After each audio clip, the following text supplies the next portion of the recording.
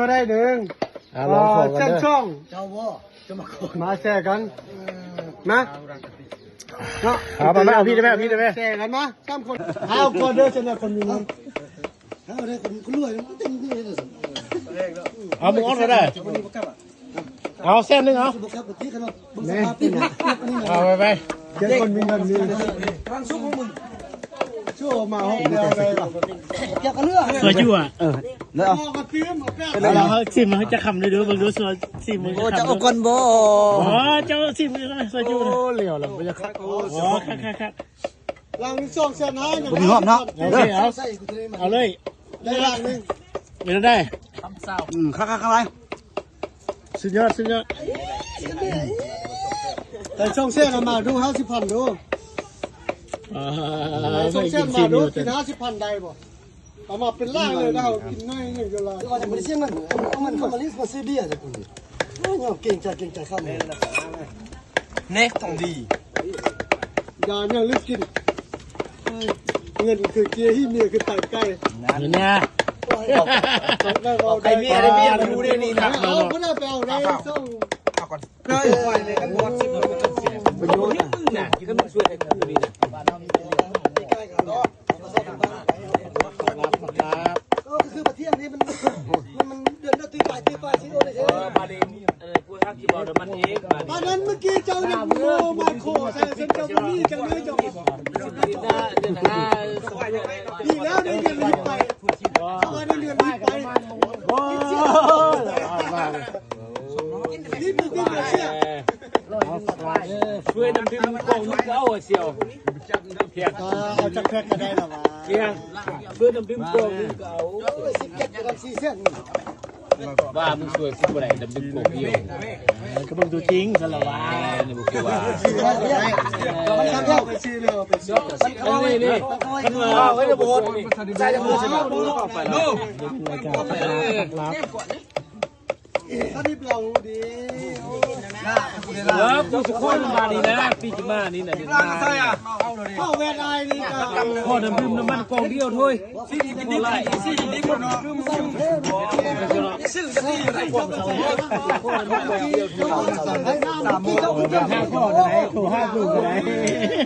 บอก ใครเล่นไพ่เมื่อกี้รักษา ไปใครจะพาน้ำเลยสิพายสิพายปีหน้าสิ ปีหน้า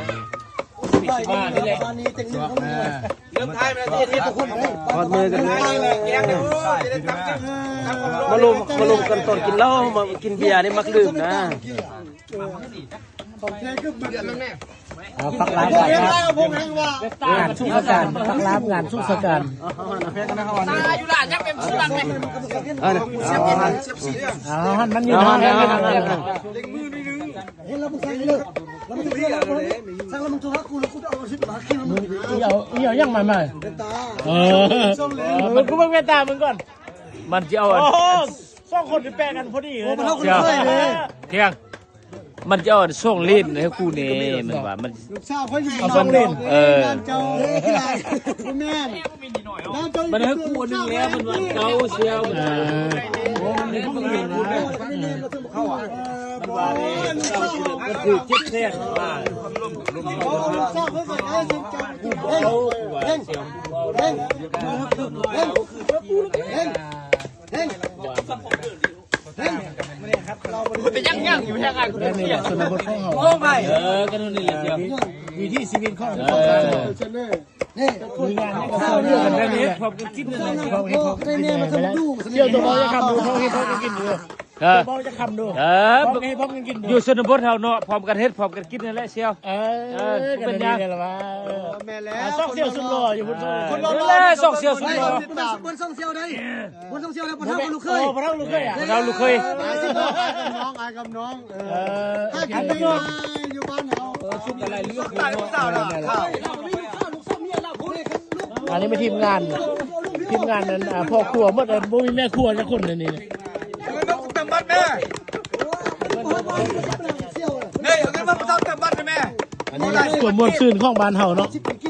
นี่ยังก็ซอยกัน พ่อแม่คุณเต็มบัตรเนี่ย ครัวกินซอยกันซอยคิวพร้อมด้วย ซอยจู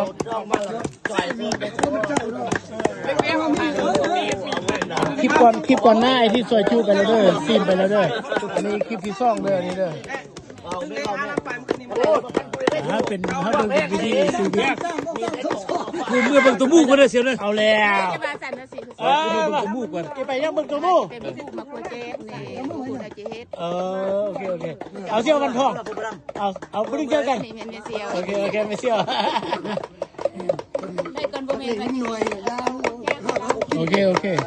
เอาไปรถใส่ออกจากเราแล้วเอาข้าวบุญโดนคนอื่นเอากินได้จะได้กินได้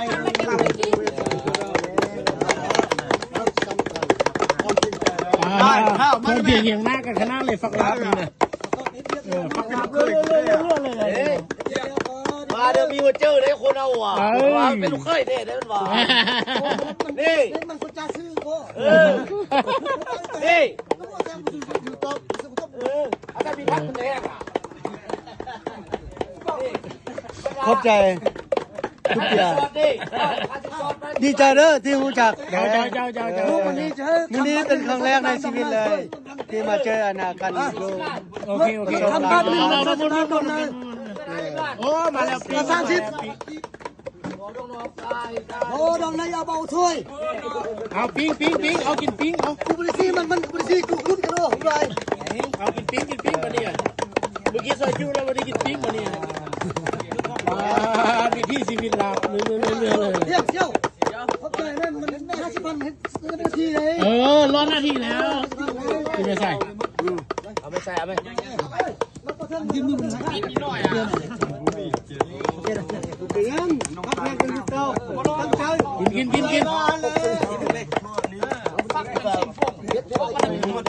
นเราดีมากค่อยเป็นเทวดากันแน่นอน ดูคือว่าต้นใหญ่เท่านั้น ตรงนี้เริ่มกินแค่ตรงนี้เนาะเริ่มพอมีขึ้นแล้วผมไปได้แม่มือหน้านี่เสียงเลยจัดให้จัด